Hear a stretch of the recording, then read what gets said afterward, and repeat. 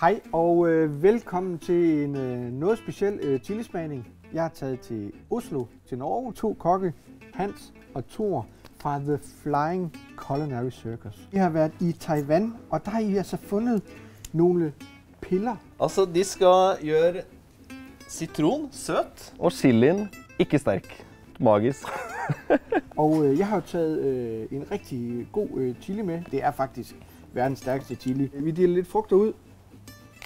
Og du tager pillen, og så tager jeg det bær her. Det skulle så simpelthen kunne neutralisere. Og det her skal da være en knust bær da, i pilleform. Akkurat det samme som den. Og jeg skal bare tygge den. Du skal bare tygge den, sånn som du gjør med chilien. Tugg, tugg, tugg, tugg, tugg. Og jeg prøver ikke pille hele. Ja, vi tager det hele. Ja, det er godt. Mener du det? Ja, selvfølgelig.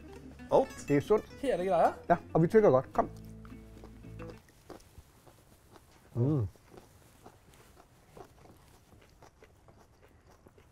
Det smager faktisk rigtig godt.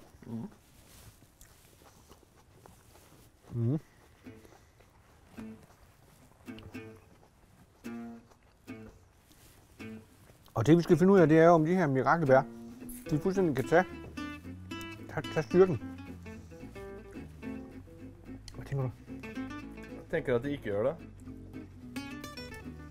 Nej. Thor, hvad? Det der er fantastisk ved den her Carolina Reaper, det er, at den har en fantastisk smag. Og altså af frugt og alting, som jo faktisk virkelig bevæger sig ud i kroppen. Hvor stærkt. Ja. Hvad siger du, min ven? Hjælper pillen? Ja, det funker jo lidt. Ja. Thor, min ven, hvad tænker du? Jeg drikker pille. Ja, vi kan godt prøve at arbejde efter med en pille. Og se om vi lige kunne tage det værste. Altså, at sige, at det er en mirakelbær, det er jeg ikke helt sikker på, at det er. Jeg kan faktisk godt mærke en lille smule af styrke.